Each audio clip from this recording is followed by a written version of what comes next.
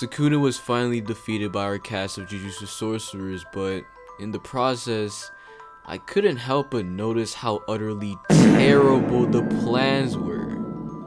Well, in today's video, let's make these plans actually make sense. What's up guys, this is Gamblrr here, and in today's video, oh man, today's video is a fun one.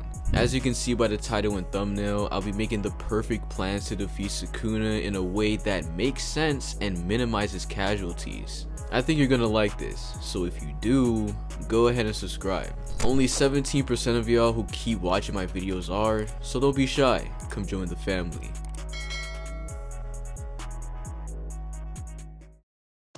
Alright ladies and gentlemen, this is how this video is gonna go. Meet Gamblrr. This guy right here with the hollow mask, this is me, and I'm putting him inside the JJK verse to lead them into a perfect victory against Sukuna. I of course have knowledge of everything that happened during the original raid, so I'll be using that knowledge to give them a much better plan. But to keep it fun, for the first plan, we'll use what everybody there knew and nothing retrospectively. I'm so ready to start this up, so without a further ado, let's begin.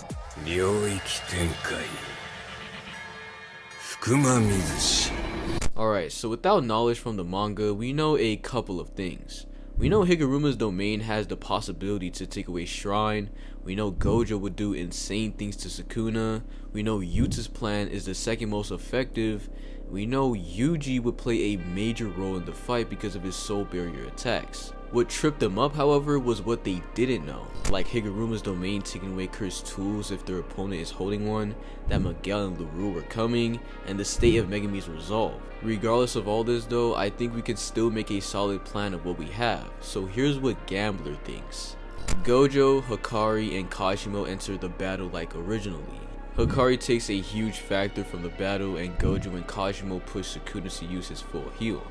Before I go any further, I'd like to make it known that the only way these plans could ever work is the fact that Sukuna plays with his food all the damn time. If Sukuna actually wanted to, he would have ended the entire cast right after killing Kashimo, so we're lucky that we're even able to plan this out. Anyways, going back to it, as soon as Kashimo dies, Higuruma and Yuji drop down, but this time it's a little bit different. Anyone with a brain would know that Yuji hitting black flashes on Sukuna would be beneficial to all of us. So I'll take up the mantle as Todo, slap Yuji, and tell him to lock in. Reminder that literally no one Yuji trained with knows that Yuji is a black flash fanatic. None of them. And so it makes sense that they wouldn't urge him to aim for them. But I will. This isn't even about getting Shrine, because remember, I don't know that. It's because I have a functioning brain. So going back into the scenario, Higuruma would take away Kabutoke and everyone would be shook, but they would bounce back immediately. Now, here's the first major difference. On Kenjaku duty, I have Maki and Rika. First off, I don't even think Maki would need Todo's help because she is way sneakier than Yuta because she has no curse energy. She just be there, slash his head off, then stab it. But remember, she can't destroy it because of the Gojo Yuta plan.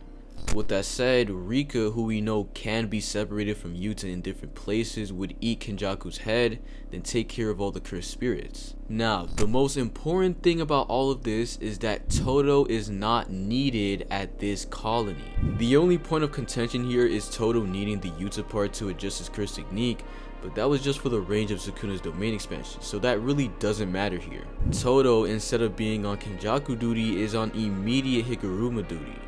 Now, contrary to what you might believe, this isn't an instant win.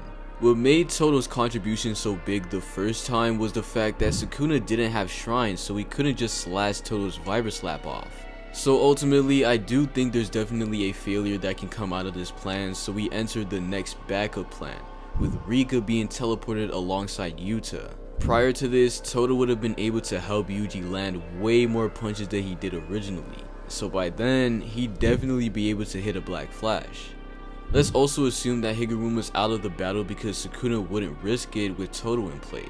So now it's Awaken Yuji and Yuta versus Sukuna. Yuji was violating Sukuna within the domain with his base punches, let alone black flashes, Shrine, or his binding vow with Shrine.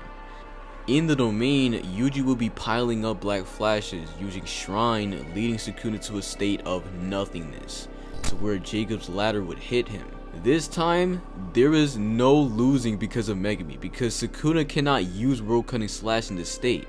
And on the very unlikely chance that we still lose, emphasis on very unlikely, Maki will pull up after being teleported back from Kenjaku duty, and this stab might as well just finish Sukuna. Their fight would go, but by the time Yuji's back, he'd have enough playtime with his curse technique to be able to use domain expansion with Maki in it after she cuts another arm off of Sukuna. Sukuna has one arm, so he can't use Hollow Wicker Basket, and Yuji's domain will rip Sukuna to shreds, allowing Yuji to land his final black flash and free Megami from within. I think this is a solid plan, but the only risk here is the potential of Sukuna getting his domain back, and if he does, we're cooked. But he's done before that. But that was something we cooked up without actual knowledge. Let's get into the good stuff now. In the original story, the first plan was to just let Gojo fight it out. For the sake of fun, I'm not gonna mess with this part of the fight until the near end. So let's say Gojo dies the exact same way against Sukuna as he did originally. But here's where Gamblr's input comes in. Kashima would answer like he did, but there's a twist. I'm going to let everyone know that Urame cannot by any means get close to Sukuna. So Hikari has to be put into the battlefield literally the moment Gojo takes his final breaths. If we can move Urame even a meter away from Sukuna so they don't drop Kamotoke for him, that'll be a win for us. For good measure, we'll have Kamo and Choso shoot the ice from afar. Yuji back in Shibuya was able to kick away Urame's Frost Calm. Obviously, a max output Frost Calm would be harder to break through, but this ice figure Urame's floating on is most definitely not a named attack. If we could get Choso to break the bottom where Kamotoke is and have Momo fly in to take it away, that'll be a huge win for us. Mind you, Urame didn't even know Hikari was above them until Hikari got close, and they didn't even know about Wiwi. And so as a result, Wiwi would teleport them back, and this entire time, Kashima is fighting Sukuna. Hikari will stay on Urame duty and will do the exact same thing as the original, keeping them away from the battle altogether. At this point, Sukuna should be in his incarnated form with no Kamotoke. He would have killed Kashima at this point. And then we enter the second phase of our plan. Higuruma and Yuji jump down, and Higuruma uses a domain expansion on Sukuna just like in the original. But this time, his curse technique would actually get taken away because he doesn't have Kamotoke. Now, you might be thinking, didn't they say it's a 50-50 chance between 10 Shadows and Shrine being taken away? Well, first off, it's actually stated it's a high chance Shrine gets taken away. We actually got confirmation that Sukuna can't use 10 Shadows anymore, so Shrine most definitely will be taken away. With Shrine gone, the plan gets a little bit riskier, but I'll go over that in a second. What we have to do is make sure Sukuna isn't bored until Yuta comes back, because he's the main crux of this plan. Referring to Higuruma, by the way. Higuruma's Executioner Blade is still probably the most exciting thing Sukuna went against besides Gojo, Maki, and Yuta and Gojo's body, so we still have his fun with him. I'll also make it known that I think Sukuna can easily just Choso him because, again, Sukuna was playing with his food the entire raid, so that's what makes it risky. I want Higuruma, Yuji, and Kusakabe all to be together to stall Sukuna out until Yuta pulls up. Higuruma will fail, no doubt about it, but we need extra protection for him until Yuta comes. When Yuta pulls up after killing Kenjaku, he will open his domain and everyone will be in it. Higuruma with his blade, Yuji with his soul punches, Kusakabe's Civil Domain, and Yuta and Rika. Of course, Sukuna is forced into using 2 hands for Hollow Wicker Basket, but again, I don't really expect Higuruma to hit Sukuna until the very end of the domain assault, because Higuruma is just fodder. We have to leave it to Yuji to weaken Sukuna's curse energy output. Reminder that Sukuna was aware of their plan inside the domain. He knew that Yuji was integral to it, but even with 2 hands, he was just taking blows left and right. Also, there's an emphasis on 2 hands because I actually thought bro had 1, but no, he had 2. And he was still getting cooked inside the domain. All that needs to be done is, well, the exact same thing that happened originally.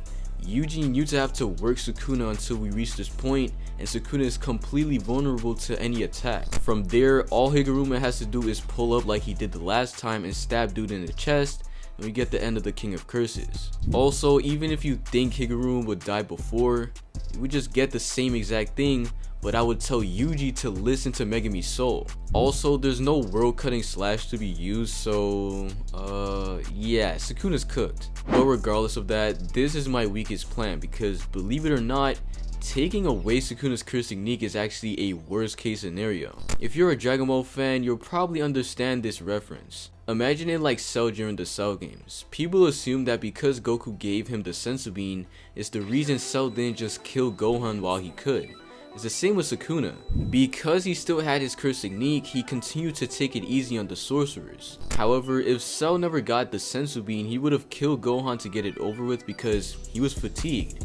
And it's like Sukuna, because if he got his curse technique taken away, he would have been way more on guard due to his worst state. But just because Sukuna might lock in doesn't mean it's impossible to beat him. So this is where we enter a different approach when taking away Shrine. Sukuna's curse technique gets taken away, but with Choso, Kusakabe, and Ino, Aoi Todo is waiting as well. I went over it slightly earlier, but his role is crucial here. Not only is there 5 people to switch Higuruma with to confuse Sukuna, but Mei's crows and the debris that Higuruma created earlier is still there as well. Yuji can punch rocks at him like he did originally, have Mei's crows flock around him, and have everyone just surround him and try to attack him. Sukuna also deliberately says that he cannot adapt to Boogie Woogie. No matter what happens, even if Sukuna tries to run away or go after Todo, he'll be getting switched up. With so many things for Higuruma to get switched with, there will be a stab and Sukuna will die. If you guys don't believe it still, Yuta will come in to handle business if Todo is taken out. As for Kenjaku, we had Yuta fight him, and power scaling wise, that wouldn't take too much effort, but realistically that's high diff. So with Yuta we brought Maki, and all of them jump Sukuna, slicing arms off, punching his soul, and Yuji will deliver the final blow as Rika holds Sukuna in place, achieving Megami and ending the King of Curses. For plan number 2, we're entering more reworks of the original plan, having characters enter at different times. Again, just like the original, Gojo and Kashimo die, leading to Sukuna's incarnation, but this time, we have to actually let Sukuna get Kamutoke. Like I said earlier, not taking away Shrine was the best case scenario because it gave Sukuna more room to toy with the sorcerers. After Kashimo gets waffled, we have Yuji and Higuruma drop down, but the twist is that while Higuruma traps Sukuna in his domain, we'll have Yuta, Miguel, and LaRue actually waiting right outside and have LaRue push Sukuna into Yuta, who's going to pop his domain. In Yuta's domain, we'll have Yuta, Yuji, and Miguel. Higuruma is waiting outside with LaRue, and in regards to the Kenjaku plan, we'll actually have Maki replace Yuta. What we need from her is an instant kill, slicing his head off and stabbing it, and then we'll have that Zenin stay over there and deal with the cursed spirits because she's not integral to this plan anyways. However, there's a huge elephant in the room here, and it's Miguel and LaRue's existence. As a manga reader, Gamblrr found out that LaRue and Miguel will pull up, and Gamblrr also knows what their conditions are. But as a fellow black brother, Gamblrr pulled up to Africa and convinced LaRue and Miguel to fight alongside Yuta, as he's the one Miguel bonded with and all of that. Going back to the fight inside the domain, we'd have the exact same thing happen as the original, but this time, I'm making sure that Yuji listens to Megami's soul. Originally what happened, which pissed me off so much, was that Yuta's plan worked. Overwhelming Sukuna within the domain, hitting him with Jacob's ladder, and having Yuji strike his soul worked. But what made it fail was Yuji's neglect of what Megami was feeling, so Megami rejected their help, leading to Yuta getting cut in half. Gamblrr is headbutting Yuji and telling him to listen to Megami's soul because if he can do this, Megami can get his resolve back earlier and the fight would probably just end right there and then. And if it doesn't and Yuta gets slashed like the original, Higuruma will be waiting just like Maki. Obviously, Sukuna's aware that a guy with a one-shot ability is waiting for him, but remember, I had LaRue push Sukuna into Yuta earlier, and since Sukuna literally knows nothing about LaRue, he's not just gonna slash it away or something. With that being said, as soon as Sukuna defeats Yuta and Yuji, LaRue would grab his attention and Higuruma would stab him, leading Sukuna to his death. This plan is my favorite because I think it's entirely plausible. There isn't a part of it that has a flaw in its logic. Y'all can let me know if I'm bugging in the comments though. For plan number 3, we have something that I think a ton of people think about. What if Kashimo never went for Sukuna first? Luckily, I made a plan just for that exact scenario. Sukuna kills Gojo and Gojo leaves Sukuna in this terrible state. However, instead of Kashimo flying in, it's Yuta, Yuji, and Leroux.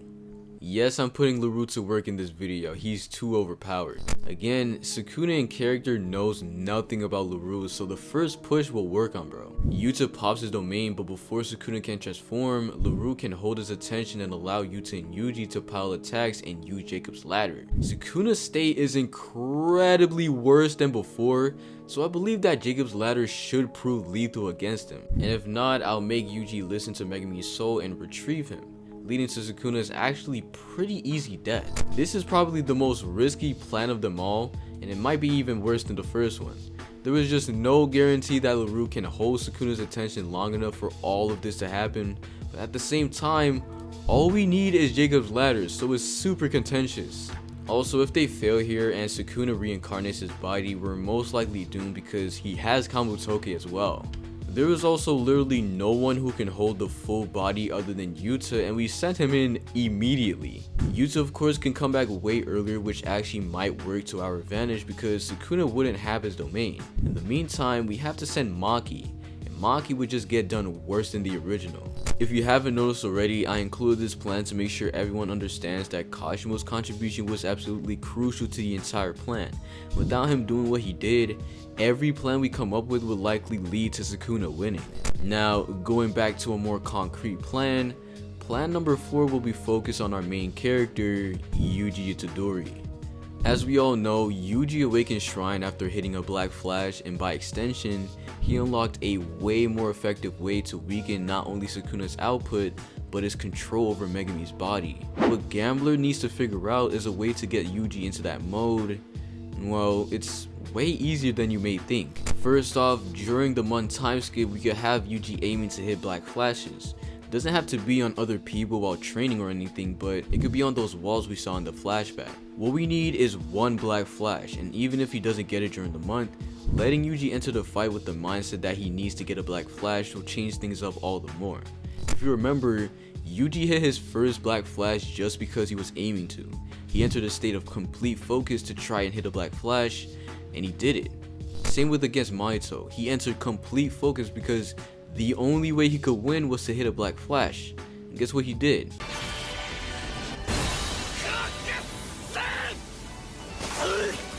So the crux of this plan is that Gamblrr sends Yuji in with full focus. Might even give bro a perk. Wait, how old is he? With Yuji focused in, we'll let the original plan go through. Sukuna kills Kashimo, Yuji and Higuruma pulls up, Higuruma gets taken out of the battle, and Yuta pulls up. Now that Yuji is aiming for Black Flashes, he will get one inside the domain, and once he does, it's actually wraps for Sukuna. Not only will Shrine whittle down his control over his body, but Yuji also knows that he has to listen to Megumi's soul, and so we literally cannot lose. Sukuna will be way weaker after Yuji spams Black Flashes on him, let alone the dismantles. So yeah, Sukuna's finished during this fight. He doesn't have reverse curse technique to save him from Yuji's onslaught, he doesn't have domain expansion, there's literally nothing. And so the king of Doodoo will fall on the floor again, and Yuji remains victorious. The final plan to take down this massive threat is to help our glorious blue-eyed king, Gojo Satoru.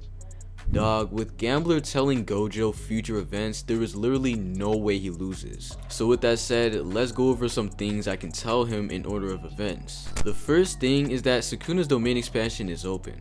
Now, it's contentious on whether or not Gojo knew about this, but it's not the fact that it's open that's valuable information, it's the fact that it can break his domain from the outside. With the knowledge that it does that, Gojo would have to come up with a plan to handle it. Gojo thought of the basketball domain on the fly, so within a month's training, he'd have that down immediately. Here's the thing, analyzing from what we saw originally, Gojo is just superior to Sukuna in hand-to-hand combat. So much so that Sukuna would lose control of his domain at the same time as Gojo's. But with that, there's a second thing I can tell Gojo, and it's the way to recharge his curse technique. If I tell him that, on top of the basketball technique, he'd be able to use his domain expansion faster than Sukuna, ultimately frying his brain of course, but he'd also win. But at the same time, I don't doubt that without the information, Gojo can just eventually outbox Sukuna. However, he has to do this within 4 domains, because on the 5th one, Sukuna will have access to Mahoraga's full adaptation. Whether or not he can do this is up to y'all to decide, but regardless, Gamblrr is giving up that information, leading to Gojo's almost effortless win. But continuing on, let's say that they both lose their domains like regular. There's actually an interesting piece of information Gojo would be glad to know.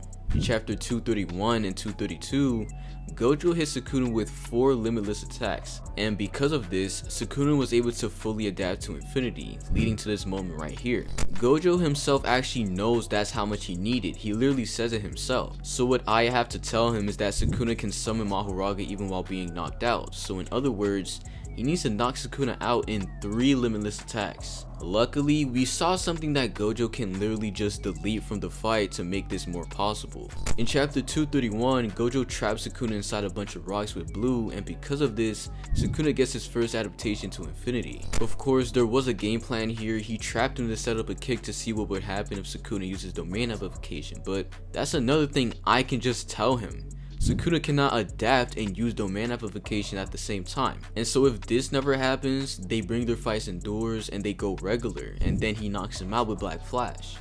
If this goes the way I envisioned it, Sukuna will only be at his 3rd adaptation and Gojo will have free will to just end the fight right there and then. Next we have Gojo vs Sukuna, Mahoraga, and Agito. For this, I'd have to tell Gojo that Mahoraga's adaptation didn't stop after the first one, and more importantly, Sukuna is actively looking for an adaptation that he can do himself. With that knowledge, Gojo will be wary of Sukuna trying anything out of the ordinary. He'd also be aware that Mahoraga is still adapting, so the world cutting slash he used against him will be on his mind. After all, it's an adaptation that mirrors Sukuna. Everyone noticed that what Mahoraga did was a slash, so it's literally what I said to look out for. With that in mind, I think we can all assume that Gojo would fight less recklessly, eventually leading us to this point. Whether or not Gojo would have killed Sukuna before this moment given his new information is up to you guys again, but in this situation I'd have to tell him that when times look grim, he will use a binding vow to unleash a slash that cuts everything in front of him, including Gojo himself. And so if Sukuna fails to use world cutting slash the one time he has, Sukuna officially loses because Gojo is just infinitely in better shape. So to go over our plans, we had a plan at the beginning with only the knowledge that the gang had, and we made a solid chain of events to take down the King of Curses. Starting off by letting Yuji know that he has to hit Black Flashes or else he'll never give her Jennifer Lawrence. Also, Yuta isn't on Kenjaku duty, leaving Todo with Higuruma duty, leading to a way better plan than the original. Maki would kill Kenjaku easier than Yuta, and Rika would destroy all the curses, then by the time she's done, she'd be teleported to the battlefield with Yuta to trap Sukuna in the domain. Yuji by that time would have hit a Black Flash, so he has Shrine, and they would destroy Sukuna with authentic mutual love, and if not, Yuji's own domain would lead to our win. Going into actual plans with knowledge of stuff afterwards, we had a team of people to stop Sukuna from receiving Kamutoke, and so with that, Higuruma was able to take Shrine away from the King of Curses. Because of this, Sukuna will lock in a little bit, but as we know, he'll still have some room to play around with the sorcerers because of how much stronger he is compared to the cast. We have to hope that Sukuna plays around with them though, because we'll have Kusakabe and everyone with Higuruma until Yuta comes, and they'll all enter his domain to pile attacks on Sukuna. The hope is that Yuji and Yuta will whittle down Sukuna to the point where they can hold him in place and Higuruma just stabs him. Alternatively, we had Yuta fight Kenjaku without Todo's assistance, and Todo would be waiting alongside Kusakabe outside of Higuruma's domain in order to help both Yuji and Higuruma land attacks on him. This would lead to an easy win as Sukuna states himself that he cannot adapt to Boogie Woogie, and with all the items to swap with, Sukuna would die to Executioner Blade. And if not, Yuta, Maki, and Yuji would all pile attacks, and then he'll die. Plan number 2 has Sukuna get Kamutoke because we don't want to risk him locking in. We have Maki stay with Kenjaku and deal with the Curse Spirits on her own, while Yuta will be waiting outside of Higuruma's domain to trap him in his. With him is LaRue and Miguel, and LaRue pushes Sukuna into Yuta to fulfill his condition. Within the domain, Yuta and Yuji do their thing, and I urge Yuji to actually listen to Megami's soul so they can't lose. And on the very off chance that they do, outside the domain is Higuruma with his executioner blade and Leroux to hold Sukuna's attention for Higuruma to hit him with it. Plan number 3 had Kashimo not go in to fight the beat up Sukuna we saw in chapter 235. Instead, we had Yuta pull up with Leroux and Yuji, trapping Sukuna in the domain, Leroux holding his attention so that he can't incarnate, and Yuji plus Jacob's ladder cooking this beat up Sukuna. It was the weakest of the plans by far, and it was to highlight that Kashimo's input was vital to the plan overall. Plan number 4 involved Yuji trying to get Shrine early through using Black Flash. We sent him in with full focus, and whenever he hits the first Black Flash, which will be in Yuta's domain, he'd be weakening Sukuna easier, leading to an easier win within the domain. Again, Yuji would listen to Megami's soul, so a loss is almost impossible. And the final plan, plan number 5, involved me telling Gojo about the events in the battle. This included multiple things like the basketball domain tactic, using RCT to heal his curse technique, knocking Sukuna out before the 4th wheel spin, watching out for Mahoraga's adaptation, and watching out for World Cutting Slash. With any of these pieces of information, Gojo was able to beat Sukuna pretty easily, leading us to our early win. What did you guys think? What was the best plan other than the Gojo one? Let me know down in the comments. This video was dumb long, and if you're still here, do consider subscribing. And I'll catch y'all in the next one.